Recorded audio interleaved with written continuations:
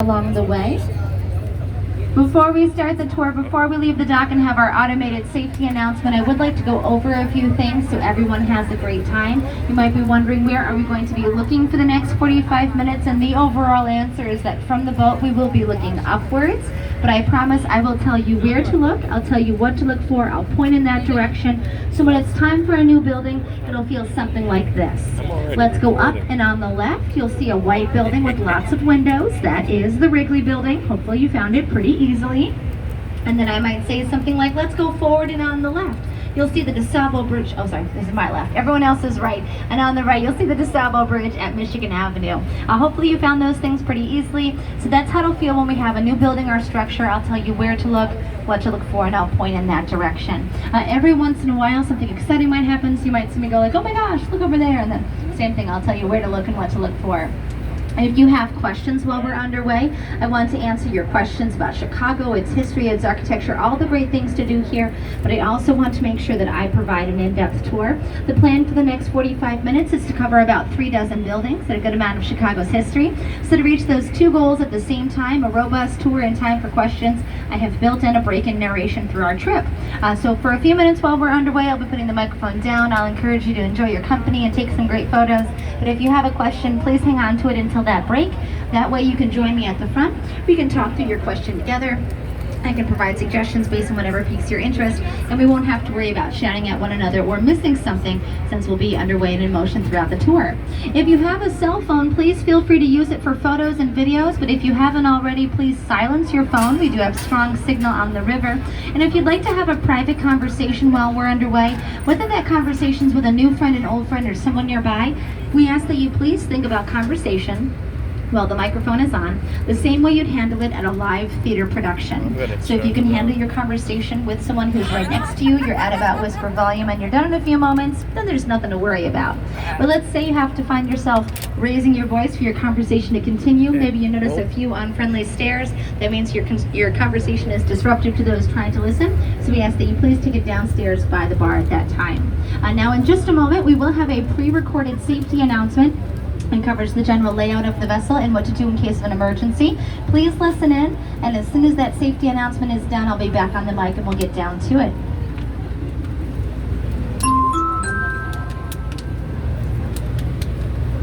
Hello everyone, and welcome aboard. Please give us your undivided attention to this important safety announcement. This vessel is inspected and certified annually by the U.S. Coast Guard and is fitted with all required safety equipment. Life rings are located on either side of the pilot house on the upper deck and forward and aft on the main deck. Life preservers are stowed in labeled storage lockers in the aft section of the vessel on the main deck and under some of the aft bench seats on the upper deck. Please do not tamper with them, as they are for emergency use only. In the unlikely event of an emergency, a uniformed crew member will distribute and assist in the donning of life preservers. Instructions for their use are located inside the lockers and seat boxes. Emergency exits are located on both decks on either side of the vessel amidship. Please do not stand on the seats or sit on the seat backs or railings. Feel free to move about the vessel, however, please walk, do not run on board. Please use extra caution on the stairs, which are located forward and aft. Please do not congregate on them, and please use the handrails. Smoking or vaping on this vessel is unlawful and is not permitted anywhere on board. Flash photography at or near the pilot house is prohibited. Please keep your hands and arms inside the vessel at all times. Interfering with the safe operation of this vessel is illegal and subject to a civil penalty. If you have questions or need assistance, please contact a uniformed crew member. Once again, welcome aboard. All right, our safety announcement is done. Let's get to it. Our very first building this morning is just next to us on the right. It's covered in blue glass and stainless steel, and this is Trump International Hotel and Tower. It opened in 2009. The building is 1,389 feet tall, 423 meters for any of our metric fans joining us today. The building holds 92 stories of occupiable space and was done by a Chicago local, Adrian Smith. He was with the firm Skidmore, Owings & Merrill throughout construction, but nowadays he has his own firm, Smith & Gill. I'm sure you've noticed the building has this extra wide base and that very narrow top. That pyramid-like stance is how this building stands up against our strong winds. On an average day in Chicago, 1,000 feet up, those winds are over 200 miles an hour, and that's a lot of pressure. If the buildings can't deal with the pressure in some way, they'll just shift themselves apart within a few weeks. Well, this building stands up against the winds not only with that pyramid-like stance, but also with the reinforced concrete frame. It's very heavy and it can take the pressure throughout its lifetime, but it has its own experience. Let's say we went up on a windy day and felt a big gust come by, we'd feel Trump Tower as it suddenly shakes to deflect that pressure. Just remember, it's our second tallest, you'll be doing just fine. Our next building is on the right. And they're washing the windows for us. You can look just next to us, you'll see the exterior maintenance being done from that platform. Most of our buildings have their windows washed by professionals, but typically Monday is window washing day. The black rectangular building on our right, this is the former IBM Tower, done in 1971. Nowadays, the building is home to the American Medical Association. They've been the largest tenant since 2013. As we clear the bridge, I would like to suggest getting your cameras out and cameras ready. On the right, we'll have two of the most recognizable structures in Chicago, the big corncob towers that make up Marina City. The two corncob towers make up Marina City. These towers stand at 60 stories, opening in 1964 and 67. These two buildings have been featured in over 500 TV and movie productions. That list includes Steve McQueen's The Hunter, the Blues Brothers movies, several of the Batman movies, the Bob Newhart Show, Nothing in Common. But if anyone on board has seen The Hunter, Steve McQueen's final film, I'm sure you remember that scene where the car goes running off the West Tower and ends up in the river below. Well, that entire sequence was filmed on site. The car was pushed off the 18th floor, filming done from the 19th floor. The car was retrieved from the bed of the river once they knew they had the shot. And don't worry, everything parked there nowadays, that's all handled by a team of valet. Next to us on the right, you'll see a green glass building with those stainless steel beams running top to bottom. This is 321 North Clark Street, done in 1987. The building is currently home to the Chicago chapter of the American Bar Association. The ABA represents over 400,000 lawyers inside the U.S. We're about to travel back in time, though, all the way to 1914. Before the edge of the Chicago River was full of office buildings and condo towers, it was first home to warehouses and factories like our next building. You'll see the brick with the clock tower. This is the Reed Murdoch Center. It was originally a warehouse for Murdoch Foods, one of the largest wholesale grocers in the U.S. at that time. Nowadays, the building's biggest tenants are Whirlpool and Encyclopedia Britannica. You can see their logos by the clock tower. Nowadays, the building is mostly office space. You might notice it's a little off-center from the base of the buildings. And so if you go from the clock tower to the base to the back of the boat, in that direction there are 6 bays. Going forward there are 5. Well, that asymmetry is all thanks to the bridge above us. We had to make room for it during construction in 1928. Let's go just next to us. You'll see green glass. This is 300 North LaSalle, done in 2009. 60 stories of office space by Pickard Chilton. And this building features one of the most impressive air conditioning systems in the city. Water from the river is taken into this building below the water line. That water is pumped to the top of the building where it's used as the main form of coolant for the massive air conditioning system. That same river water that helps cool the building is sent through a series of gravity filters. By the time the water is back in the river, it's cleaner than when it was first removed. But we'll have an extra large building on our right. This is the Merchandise Mart, and in 1931, this building was the brainchild of Marshall Field, as in Marshall Field's department stores. He had the building constructed as a way to consolidate warehouse space, taking merchandise from around the city and bringing it to one convenient location. The building was used exclusively by Marshall Field and Company from the 1931 opening till 1946. But in 1946, there was a big tax bill on this building. Marshall Field didn't feel like paying it. So he had the building put up for auction, and it was purchased by the Joseph P. Kennedy family. The Kennedys bought the building for $13 million. They held on to it until 1998. They sold it for $625 million. So again, the Kennedys bought the building for $13 million, sold it for $625 million. And as we clear the bridge, we're going to hop on the left. You'll see green glass and a graceful curve, and this is 333 West Wacker Drive. The building opened in 1983. It is said to be one of the first postmodern buildings in Chicago. Postmodern design, think 1980 to present day, is about balancing the past with the present in one look. You want to showcase the past in some way, but make the building seem brand new all the time. That might sound like a tough challenge, but this building reaches both of those goals at the same time quite well. Let's cover the past first. The building's graceful curve, that overall silhouette, that overall shape, follows the same curve we are currently experiencing in the river. The Chicago River system beneath us, that was the founding environmental feature to Chicago. It's what we used as one of our major transitways. It's even what we based our address numbering on when the city first got its start. So that graceful curve just shows how the city began.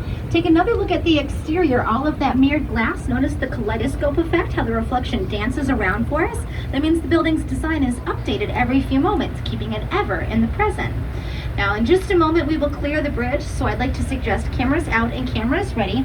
If you time up your next shot just right, you can get a selfie with everyone on the top deck. It's going to be all thanks to the reflection at the bottom of our next building. This is 150 North Riverside. It opened in 2017. It's 53 stories of office space. And here we go. You can see us as we pass by. Now this building is only 40 feet wide. Where it emerges from the ground, it angles out quickly to 120 feet at that 7th floor and maintains that width for most of its height. If you're worried about this building staying upright, especially after hearing about those 200-mile-an-hour winds from the start of the tour, we'll take a nice relaxing breath. This building's top interior floor, it's not a big office, it's a damper, a heavy tank of water. The weight and pressure of that water at the top floor creates a constant and consistent force thanks to the downward pull of gravity. That means that everything at the top is working very much like a paperweight. That pressure downward is much stronger than any winds pushing against the building from sides. Next to us now, we've got this gray building. This is 100 North Riverside Plaza. It was done in 1990 by Ralph Johnson with Perkins and Will. Since 1999, Boeing has had an office in this building. But I'd like to jump forward a little bit. Our next building coming into view on the right, it's got that beige exterior. This is 2 North Riverside Plaza. It opened in 1929, and its first major tenant, one of its longest major tenants, was Chicago Daily News. Chicago Daily News, as a paper, is no longer with us. They closed in 1978. But I make a big deal about Chicago Daily News because on their list of employees are some pretty impressive names, like noted poet Carl Sandburg, noted playwright Ben Hecht. This is where they earn their day-to-day living as they expanded their creative portfolio. Now that we have the building just next to it and we've covered a little history, let's talk about its design. Notice how between ourselves and the actual building there's a good amount of open space. But that space is called a plaza, and plazas nowadays are very common. So alongside a brand new building, there'll be a small park or a seating area, maybe a garden, something so that even if you don't live or work in this brand new building, you can still enjoy the ambiance of it. Well, in the 1920s, when this building was under development, the notion of a plaza was considered a bad financial move. It meant you would have to lease or buy a very expensive city lot. But since you'd only build on part of your lot, you'd only profit on a portion of your investment, leaving the rest of it open for the public. It is that plaza that turned everything around.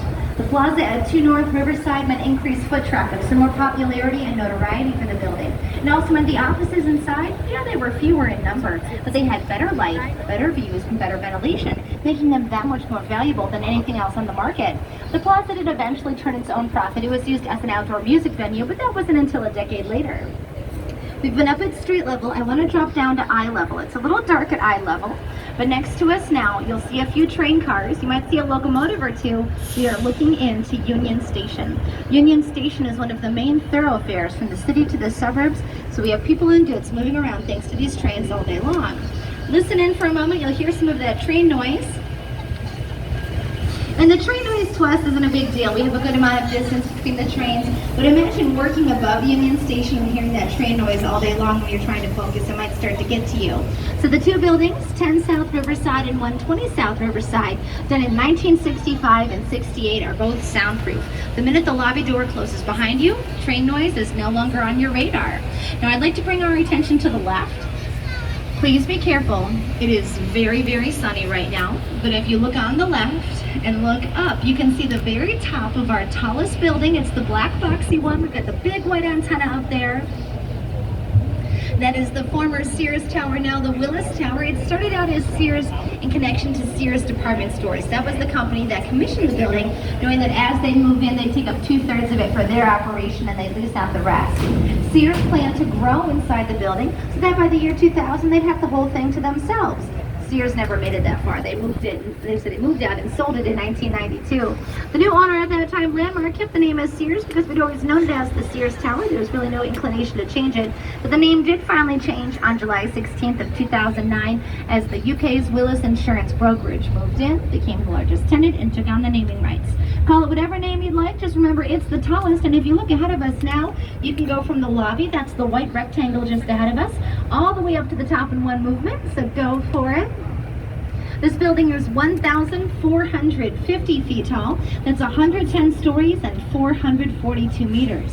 The height in feet and meters that I just gave you is only to the roof, the highest occupiable space by a person. The two antenna bring the building to 1,730 feet tall. That's 527 meters.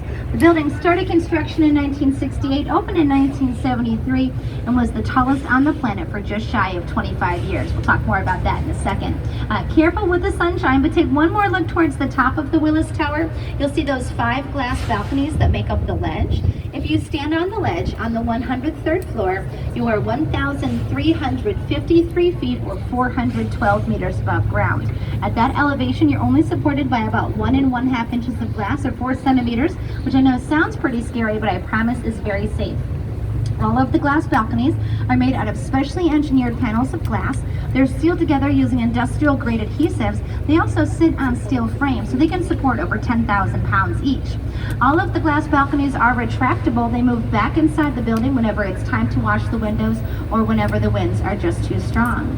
The winds at the top of that building, they are still quite intense, again 200 miles an hour. The Willis Tower deals with those strong winds though by being flexible. It can move with the wind and return to upright once the winds subside.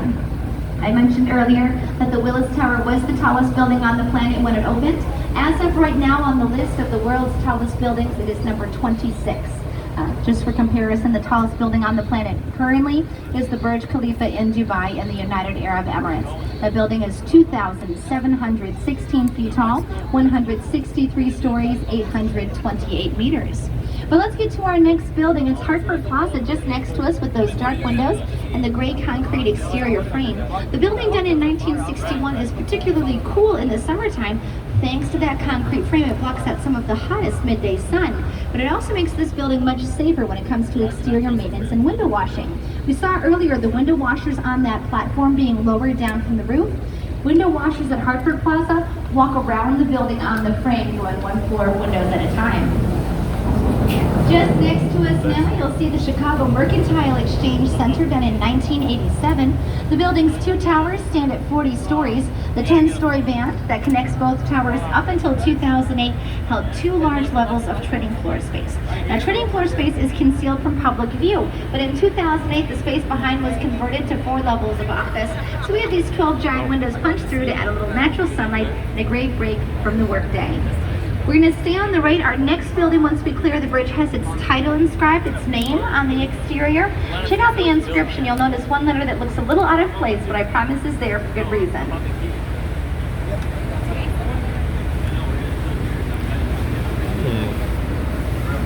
One letter that's out We of have place. the Civic Opera Building, One letter out of done in place. 1929. Now you probably noticed what looks like a V in the word building. Well, that's a Roman U. It's meant to match other Roman details on the exterior. Things like pediments, these sort of smushed triangles. There's one behind us and one just ahead of us, slightly above street level. We also have these olive leaf swags. So above those circles with that crisscross pattern, that's called lattice. You'll see those tree branches. Those are olive leaves. Olive leaves, the fancy U, the pediments, they're all great and all very distinct Roman details to enhance the style. The building's theater seats over 3,000 people, and the building is home to the Lyric Opera Company and the Joffrey Ballet, both of which have closed their 2024-25 seasons. As we clear the bridge, we'll take a nice big step into the 21st century. This is 110 North Wacker Drive. It stands at 817 feet and is office space by Getch Partners. But as you're checking out the newer building, I'd like to paint a picture of what used to sit here. This site was originally home to a 6-story office building done in 1958. To picture 6 stories, go from the top of the 3 prongs and then down to the river. That 6-story building from 1958, it had 0 problems. It was up to code, it was well occupied, it was popular with the buildings nearby. The reason it came down was just the site itself.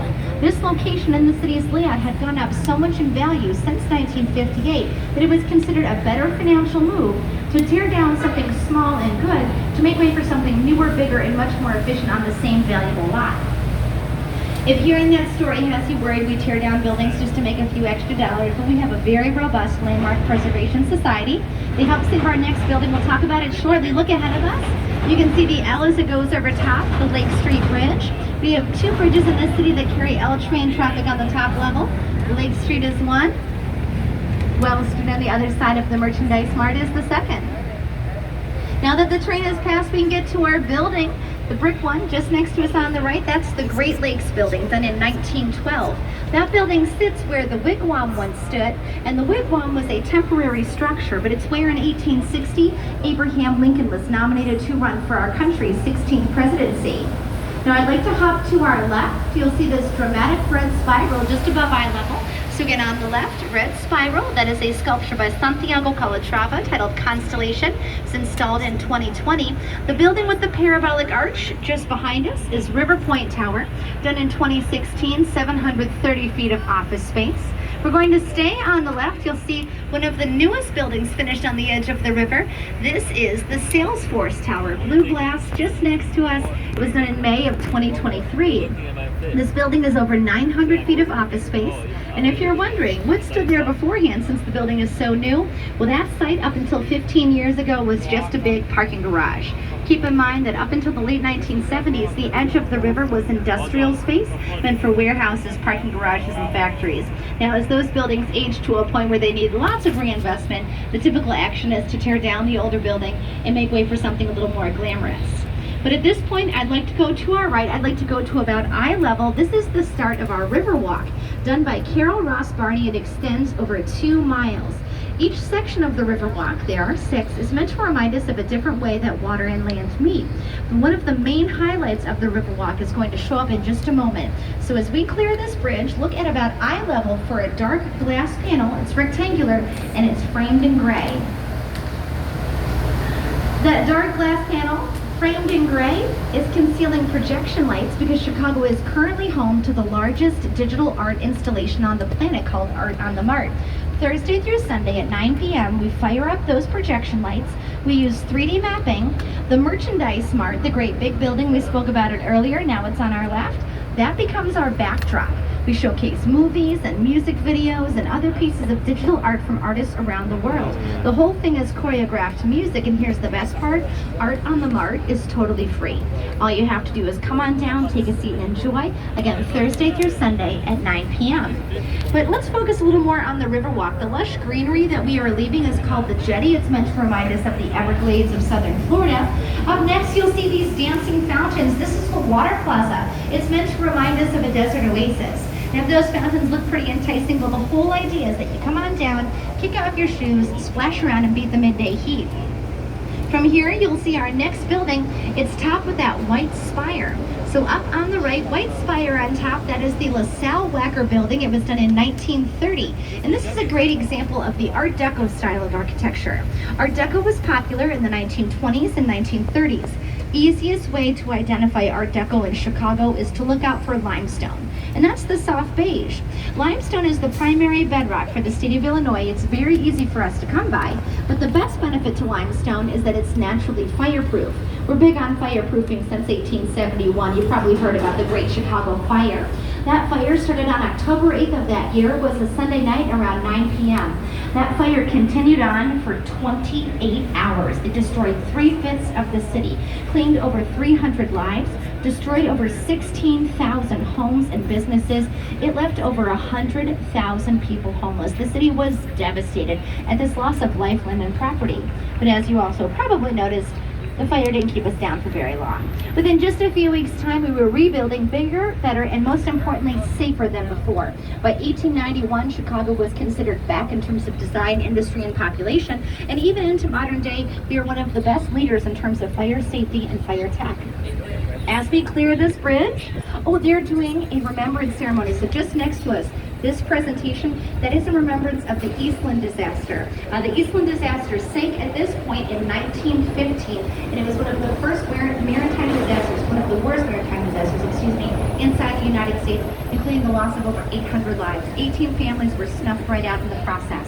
So every year we come on down and do a remembrance ceremony to keep our minds focused on maritime safety and to remember those who were lost in the tragedy. A quick question for everyone on board. Who went to a state university or state college after 1965? Okay, a few of us. Question 2, does our next building, 55 West Wacker Drive, remind you of your college library or the biggest dorm on campus? Probably. Now that has everything to do with its style. That's a great example of brutalism. Brutalism, I know, sounds more like a put down than an architecture style, but it's a take on a French term, béton brut. It just means raw concrete. Brutalism was popular in the early 1960s. That's when the baby boomers made their way into higher education. So we had to expand college campuses very quickly. You'll find dormitories, sports facilities, and libraries in brutalism from that time, still with us 70 years into the present. But our next building is just past the bridge. Forward and on the right, you'll see dark green topped in shiny gold. So dark green, shiny gold on top, that is the former Carbide and Carbon building. Nowadays, it's the Pendry Hotel. This building's design was inspired by a giant champagne bottle. The dark green of the building is green marble. That tower is 50 feet tall. As we clear the bridge, take another look at the corner. Notice how it's just a little extra shiny? Well, the corners of that tower have been enhanced with 24-karat gold leaf. On the right at eye level, this green space is the Vietnam Veterans Memorial.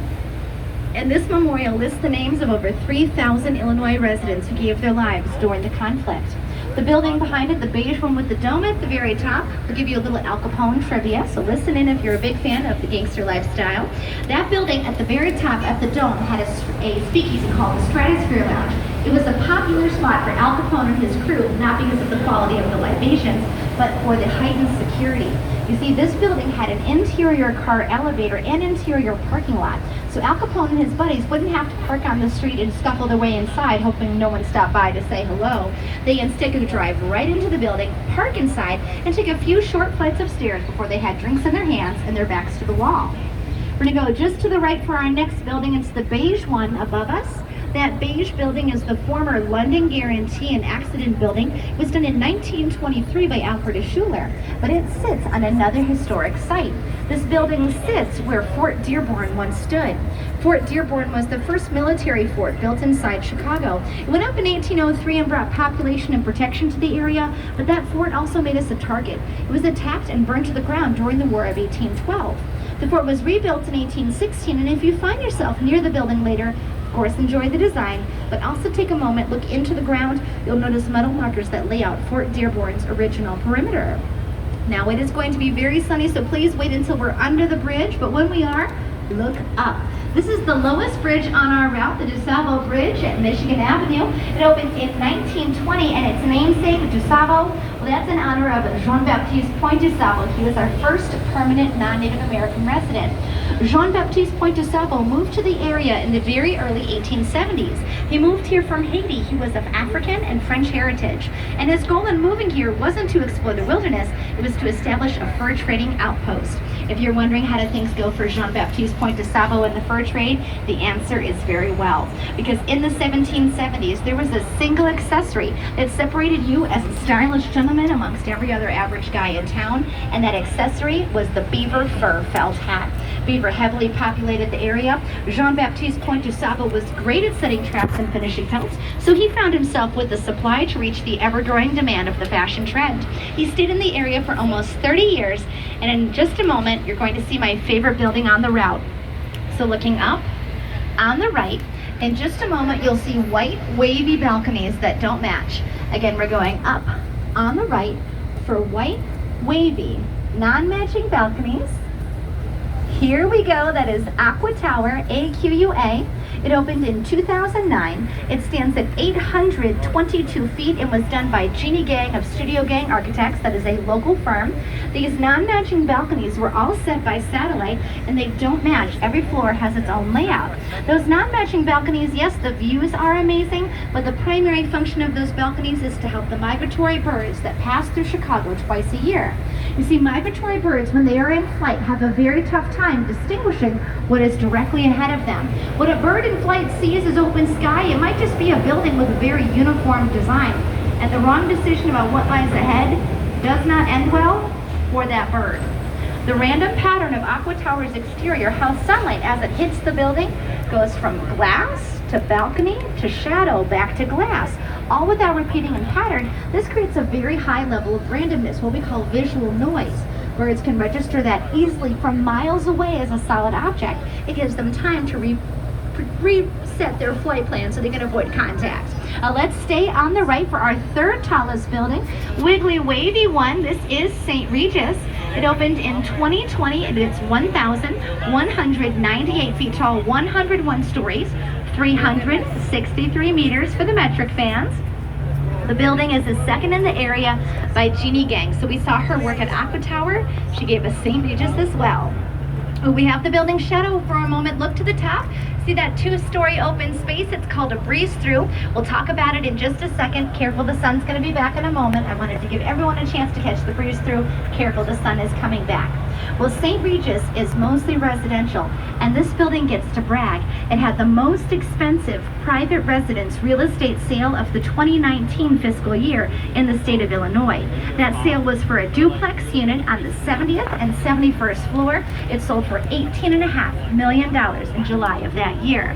Now the building is tall and it is thin, but we have those same 200-mile-an-hour winds over in this area.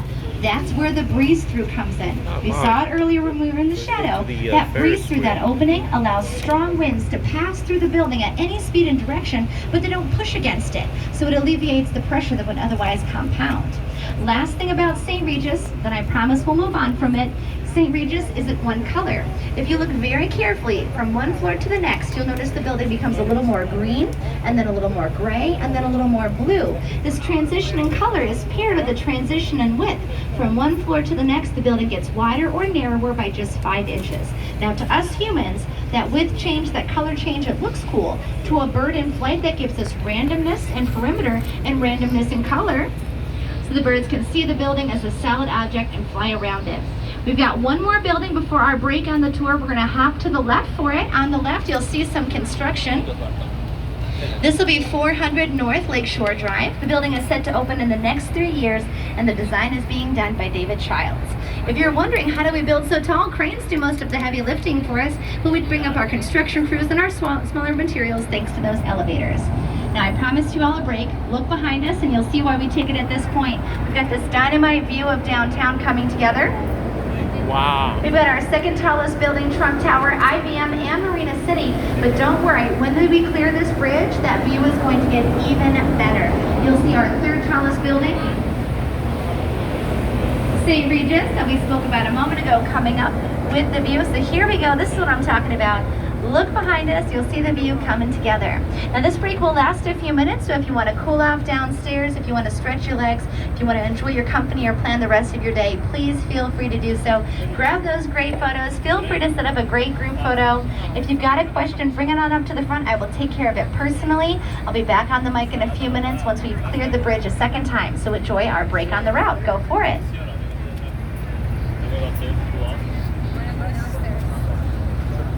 I think you're able to take a photo.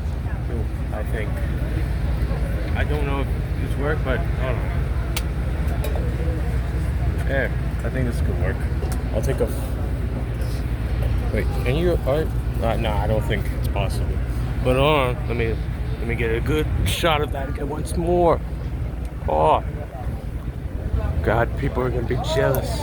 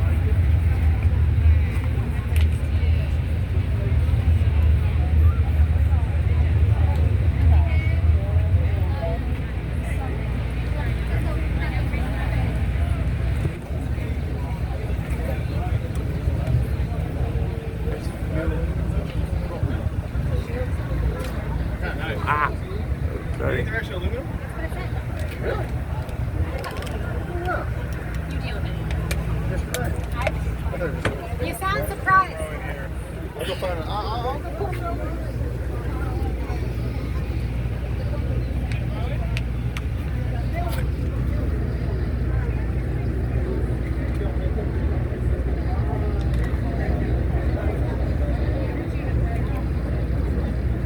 turning or they're gonna put up? I honestly don't know. Maybe they are turning. I don't know.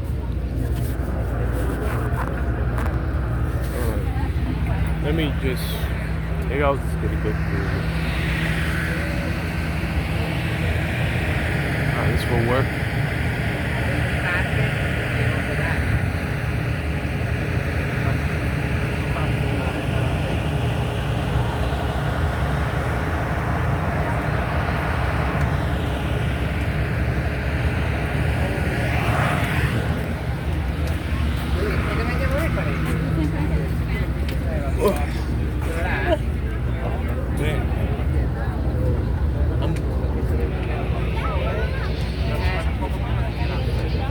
Helicopter.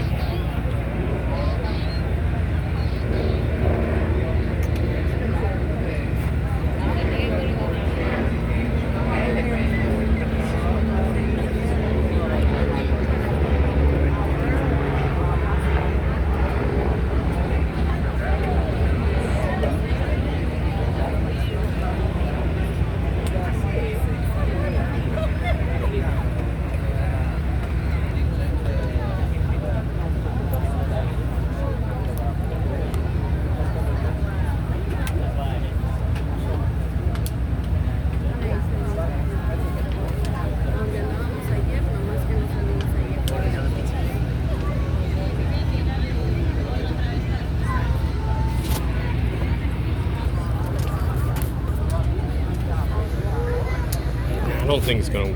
I keep on thinking maybe I could probably take a photo, but but like photo of ourselves, but it doesn't work because I can't see the little button. Oh well.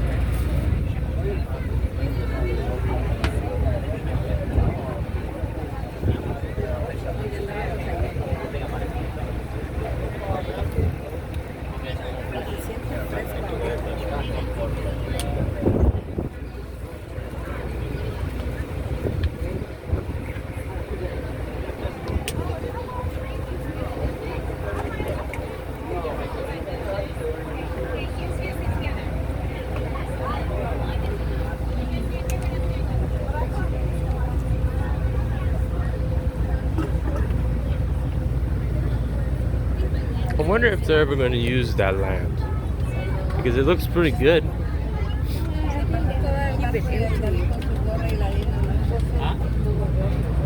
Jeez, there's so much dust coming out of there. Wait, is that smoke? No, it's that. It's your conductor. Oh yeah. Okay. Man, talk about something.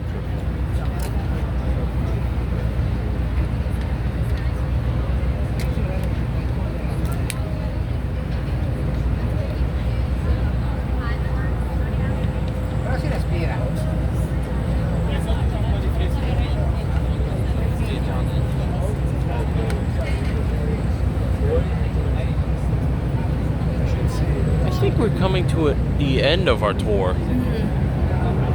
I mean, Because we do only 45 minutes. Not yeah, I know. But holy shit, 90 minutes. As we clear the bridge, we'll have that same great view of downtown, so feel free to grab a few more photos.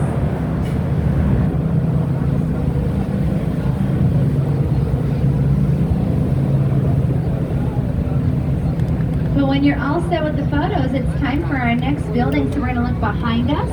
And on the right, you'll see a tall, black, curvy building that is Lake Point Tower.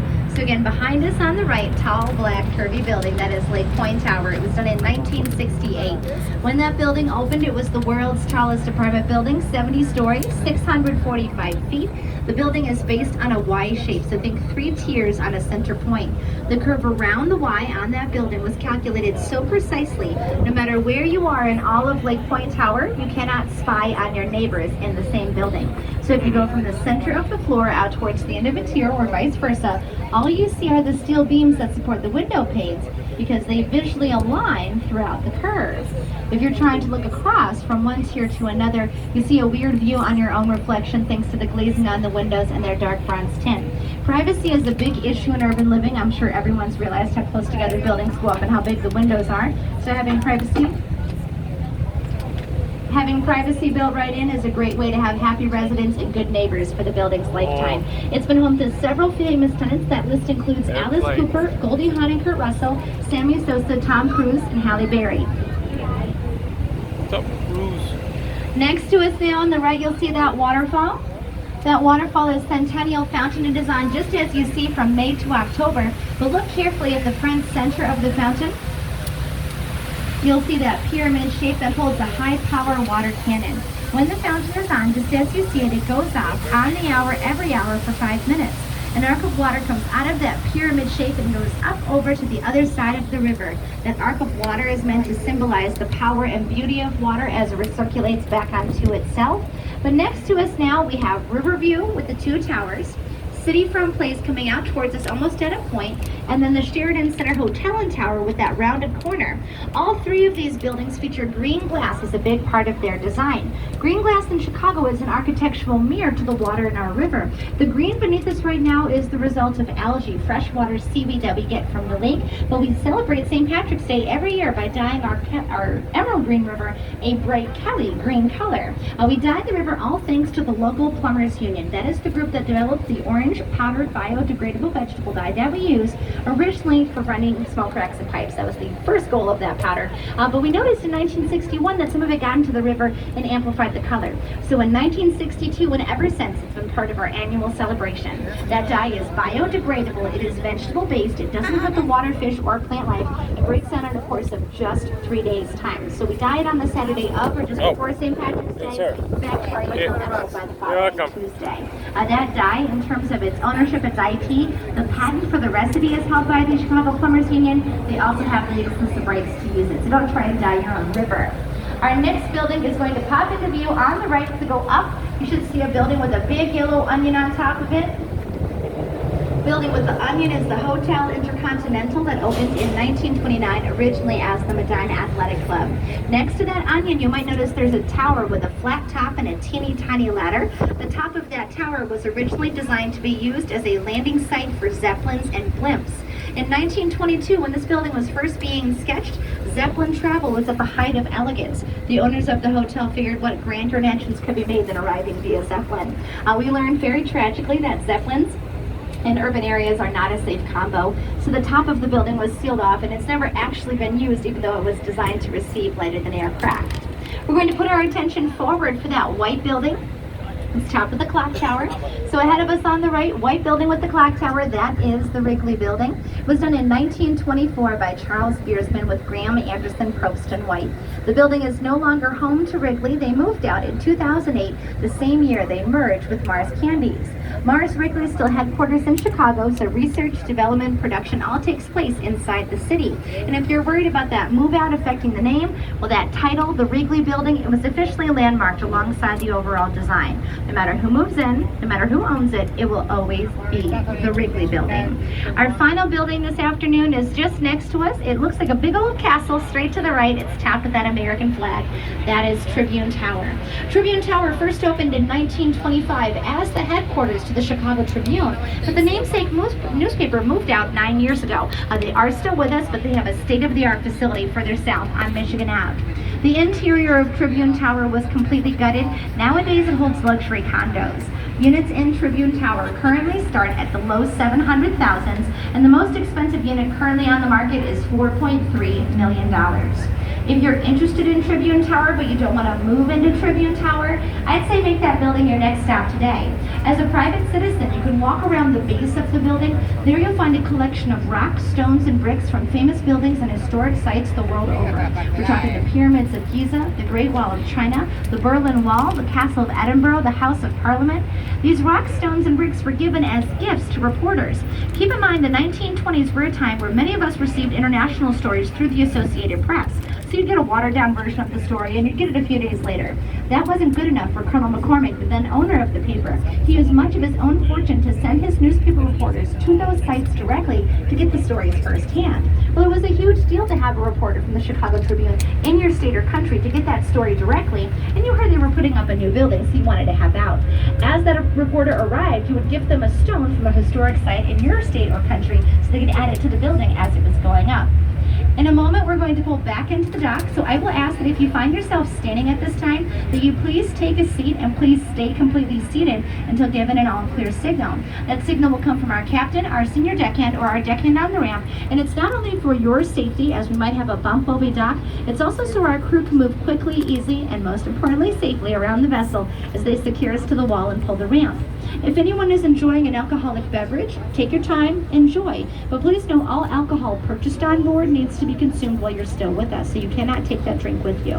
If you have any questions, if you need more information, if you're wondering what to do with the rest of your day, if you just want to say you had a fun time on the tour, I'll be the first person off the boat so I can greet you as you disembark and so I can take care of those questions. Before I step to the rear, I also want to say thanks. That thank yous on behalf of myself, our captain, our crew, all of Windella. Thank you for joining us today. Thank you for taking the tour and for braving the elements with us. I hope you had a fun time on board. I hope you learned a lot about Chicago. Have a great time while you're here and a great rest of your day. Thanks so much, everyone.